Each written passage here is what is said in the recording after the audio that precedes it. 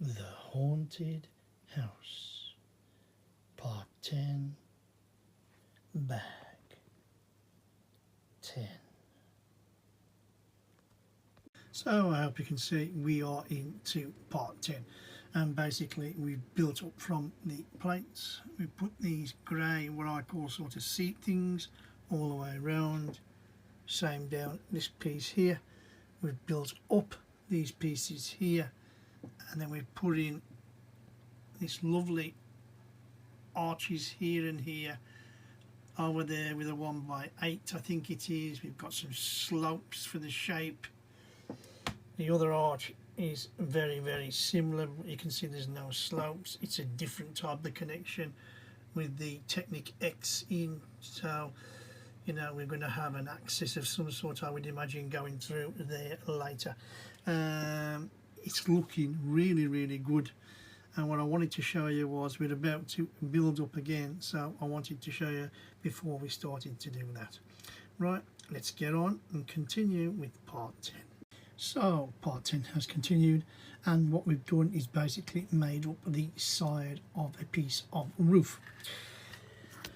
Big plate, long 2x whatever, and then a shorter 1x10, I believe it is, black. Looking at the workings, you can just see we've got biggish plates holding everything together.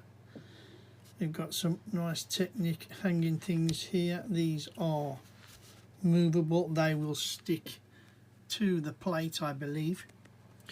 And then this part here, you can see it has got claws. The little claws stick onto this plate. These claws will obviously stick somewhere else. So now we're going to get these on, see where it goes, which I believe is here just off to the Sphinx, the way I'm looking at the plans as it is at the moment. We'll get it on and I will be back to you. I was going to wait, but I've decided not to, and I just wanted to say this was the most difficult, fiddliest part so far. Getting those 2 feet to line up, if you can definitely see, and it was more this one here in the shadow than this one here. They click down and on. Now, for some unknown reason, that far side one in there kept twisting a little bit to the right as you look at the screen, so it wasn't lining up with the pin. I ended up taking the complete lot out again, realigning things, putting it back in, and then it's actually, to be honest, this one clicked in first, second one clicked in after, and this was already aligned just to push in and do. So it was just a worthy note of saying it's in, the first part of the roof is on. Let's hope everything goes in a little bit better than that. So we're coming to the end of part 11 now, and we've put 2 things in our haunted house, and we have some information on our sheet, and we'll start with this one, and it is the Orb of Ogul, a prototype for the mind control super weapon used by the evil Ogul Empire.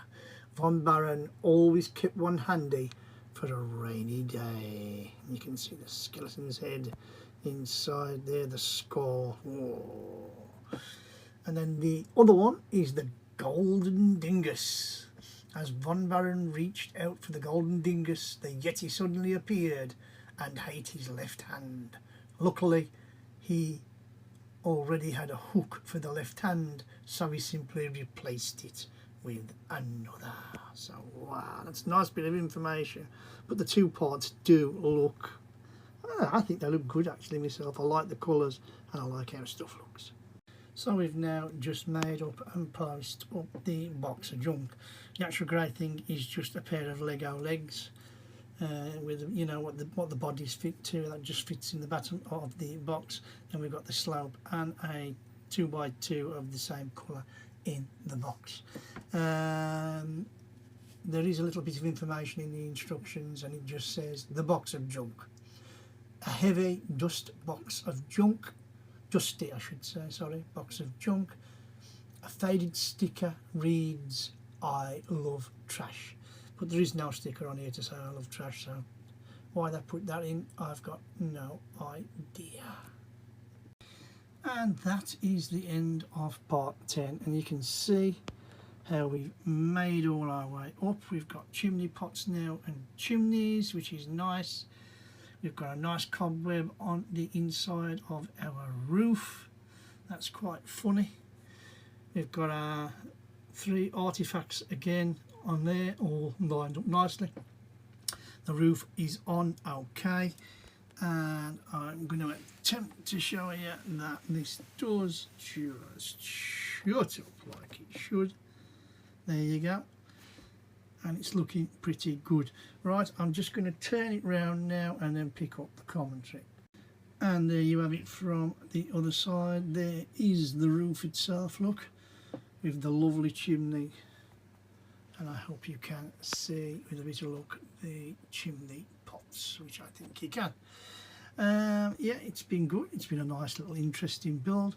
We've got our first piece of roof on, which I think is absolutely fantastic. This is going to be our long tower. I'm assuming we'll go into other parts of roof as we go along. And with that, if you've enjoyed this little video, please give us a thumbs up, hit that like button for me. I've tried to show you the bits and bobs as best I can. And like I say, everything's gone together, there's no missing parts. The hardest bit of this entire build again so far was putting this piece of roof on and getting the bottom strut here. So it's my left, it was right when I turned it round, that was trying to get that. Once it was in, locked in, other one was locked in, and then that piece went across as I showed you. Everything was super duper, and I'm very, very happy.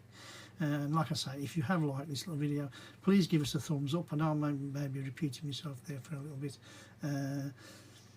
And don't be frightened to drop a few comments in the box. And if you want to follow us on to Part 11 Bag 11 tomorrow, where we'll see what else happens with this set, then please click on that subscribe button.